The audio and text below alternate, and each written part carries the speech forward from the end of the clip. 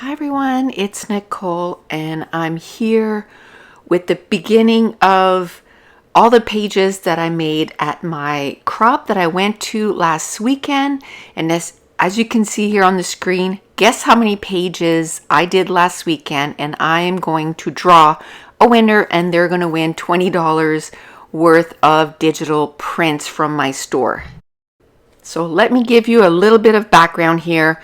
Before I went to this crop, I got 48 page kits ready and I brought them with me. And I was there Friday, Saturday, and Sunday.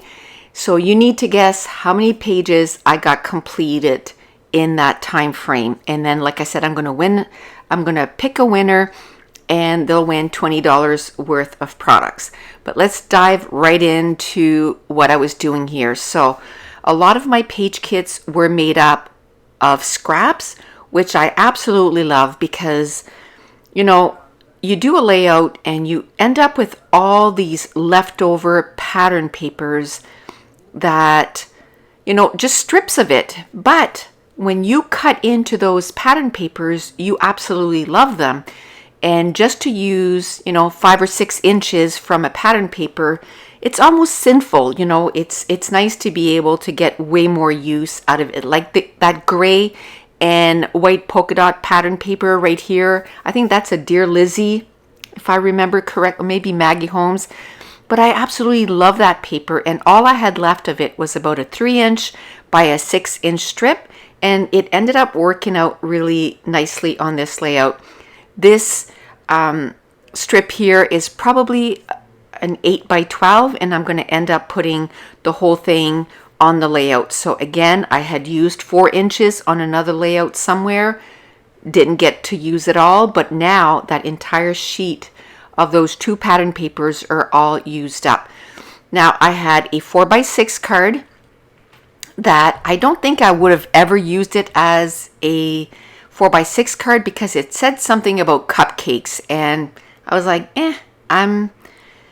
I don't think I'll use it, but I'm using it as a layer, almost like a pattern paper with this photo, and that works out great. I'm going to end up using a doily to mat that photo, and that's going to work out great too. A couple things that I did to get ready was quite a bit of the layouts. I don't think I did. I know I didn't do all of them, but I went through and I did the journaling on some recipe cards, and I also figured out what my title would be for a lot of these pages, and I took the time to spell it out. One, I made sure that the letters that I brought, I had the letters to make that title. And 2, that saved me a lot of time. That is definitely something that I'm going to try and do. I think my next crop will probably be in April sometime. And I'm definitely going to try and do that again. Work on my titles and have them ready. And I had them on wax paper, so that worked out really well. And because I knew I did it the week before, I wish, I probably could have gotten all of them done if I would have started a little sooner, but it was kind of looking like we weren't going to be able to go, so I kind of got a little discouraged and didn't work on them for a week or so, and then it was like, oh yeah, we're able to go. So it was like, oh no. So I did manage to get quite a bit of stuff done the week of. But what I'm going to do, that I've been working on this Project 100 to have 100 kits ready in my craft room. That project is not going to stop because I did end up using quite a bit of those page kits, right? So I'm going to keep going. Like I'm going to start probably not this week, but next week I'm going to start over again, and I'm going to get those page kits ready. And then when I know I'm going to a crop, then if all I have left to do is add photos and cut apart my digital prints and then do the journaling, it won't be as bad because the big part of the job is going to be done. Because one thing I did notice was the part that takes me the longest, I find, is to, do the part where I do the pattern paper and then adding the embellishments, adding the photos. And I had like 6 things that I had to do in that step, and that went really quickly. Now, doing the title and the journaling, that took me a little longer. As you can tell, one thing that I was able to do was make a really long title. Like this one it's a picture of my daughter and her 2 friends. Like there's 1 friend per photo. And it says, find a weirdo just like you, and I put ... never let them go, because there was so many words I couldn't put them all at the top. But it worked out great because I was able to split up the title. So just before I added the pictures to this, what I did was I ended up sending my photos to a printing place, and I had about 200 pictures. And then it made it kind of fun because, a lot of, almost all the pictures that I took this past weekend was brand new pictures that I had never, even really seen. I mean, you see them on your phone, but printed. And so that was fun. And I ended up scrapping quite a few photos over the weekend. Now this, like I said, was of this past summer, and we had gone camping. This was actually the second spot that we went camping.